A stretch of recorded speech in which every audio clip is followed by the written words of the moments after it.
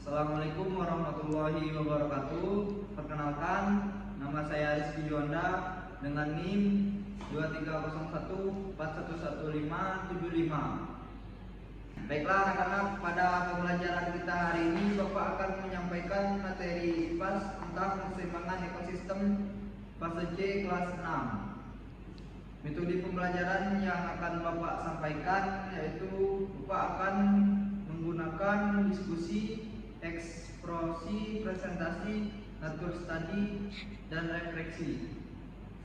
Baiklah anak-anak, setelah itu Bapak akan menggunakan model pembelajaran yaitu KPS.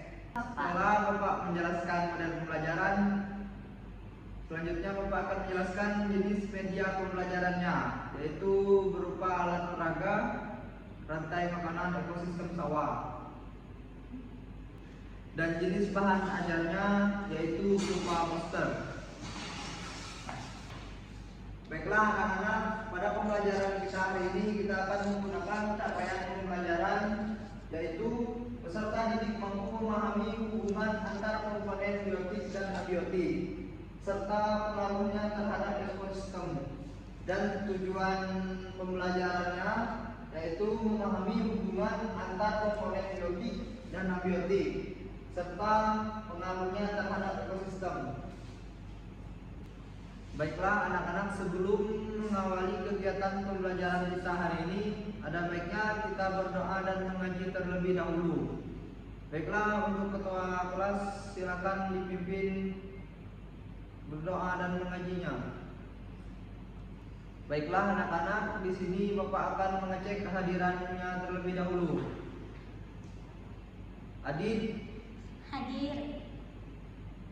Baiklah anak-anak, sebelum mengawali pembelajaran kita hari ini, ada baiknya kita melakukan ice breaking terlebih dahulu. Baiklah, anak-anak dipersilakan untuk berdiri agar bisa melakukan ice breaking.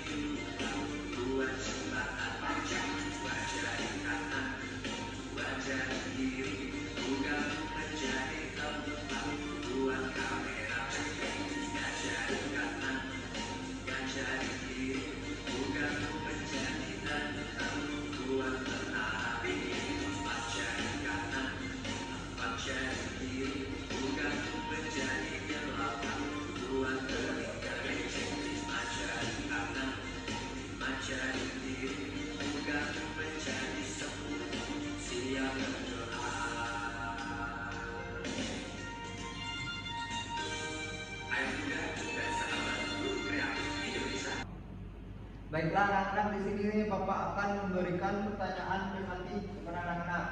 Yang pertama, apa yang terjadi jika air di suatu ekosistem mengering? Yang kedua, bagaimana tumbuhan bergantung pada cahaya matahari? Yang ketiga, apa peran hewan dalam menjaga keseimbangan ekosistem?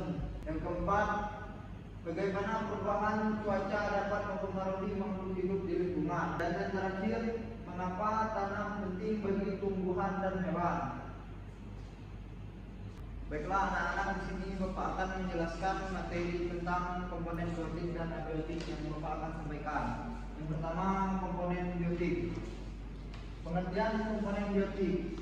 Komponen biotik adalah lingkungan alam yang terdiri dari benda hidup, baik hewan maupun tumbuhan, dalam suatu lingkungan hidup.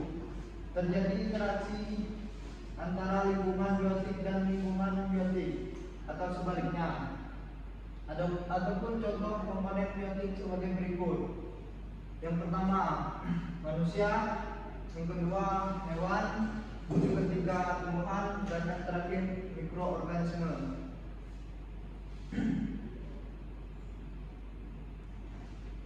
B. Jenis komponen biotik. Yang pertama, produsen merupakan makhluk hidup yang dapat membuat makanannya sendiri, sehingga disebut sebagai autotrof. Contoh adalah genggang, bakteri, dan tumbuhan hijau yang memanfaatkan sinar matahari atau energi kimia untuk membuat makanan. Yang kedua, konsumen. Konsumen adalah makhluk hidup yang memanfaatkan bahan organik dari produsen untuk menjamin kelangsungan hidupnya, karena tidak dapat membuat makanan sendiri, atau disebut juga heterotrof. Contoh konsumen adalah manusia dan hewan. Yang ketiga, pengurai adalah makhluk hidup yang menguraikan kembali zat-zat yang semula terdapat dalam tubuh hewan dan tumbuhan yang telah mati. Dari proses penguraian akan dihasilkan zat-zat mana yang dimanfaatkan kembali oleh produsen. Baiklah, anak-anak, di sini Bapak akan menyebutkan apa aja ciri-ciri komponen biotik. Yaitu ada 8. Yang pertama, tersusun atas sel. Yang kedua, bermetabolisme. Yang ketiga, tumbuh dan berkembang. Yang keempat, berkembang biak. Yang kelima, beradaptasi. Yang ketujuh, yang keenam, peka terhadap rangsangan. Yang ketujuh, bergerak. Dan yang terakhir, mengatur keseimbangan tubuh. Baiklah anak-anak, yang kedua aku akan menjelaskan komponen abiotik. Pengertian komponen abiotik adalah segala bentuk benda mati yang ada di permukaan bumi, serta memberikan manfaat dan juga pengaruh bagi kehidupan manusia dan makhluk hidup yang lainnya. Mengutip dari IPA Biologi, komponen abiotik dalam ekosistem terdiri dari yang pertama, air, tanah, mineral, cahaya, pH, suhu, dan kelembapan. Adapun contoh komponen abiotik yaitu 1. Air, yang kedua udara, yang ketiga matahari, dan yang terakhir angin.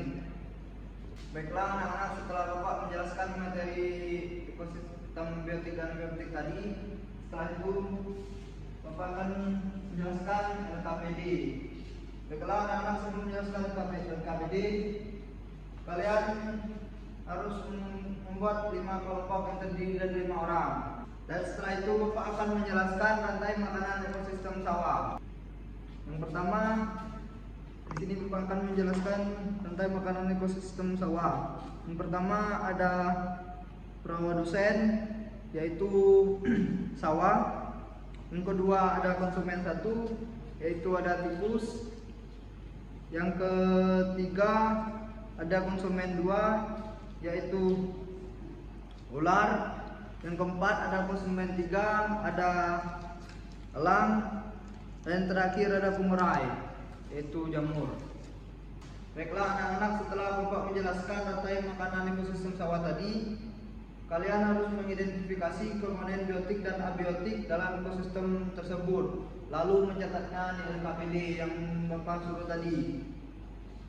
Baiklah anak-anak, setelah Bapak menjelaskan materi tadi, Bapak akan menanyakan kepada kalian semua 2 pertanyaan. Yang pertama, apa yang kalian pelajari hari ini? Yang kedua, mengapa penting menjaga keseimbangan komponen ekosistem? Baiklah anak-anak, apakah LKPD yang Bapak berikan tadi sudah selesai? Kalau sudah selesai, maka dikumpulkan ke depan. Nah, anak-anak, berakhir sudah pembelajaran kita hari ini. Baiklah, di sini Bapak akan menjelaskan kesimpulan yang dapat kita ambil tentang konsep hubungan komponen biotik dan abiotik, yaitu komponen biotik dan abiotik bersifat interdependen dan membentuk dasar dari kehidupan di bumi. Memahami hubungan ini penting untuk pelestarian lingkungan dan pengelolaan sumber daya alam. Baiklah anak-anak, apakah ada pertanyaan untuk pembelajaran kita hari ini? Kalau tidak ada, selesai sudah kegiatan pembelajaran kita hari ini. Bapak tutup dengan Assalamualaikum warahmatullahi wabarakatuh, dan ketua kelas silakan pimpin doanya sebelum pulang.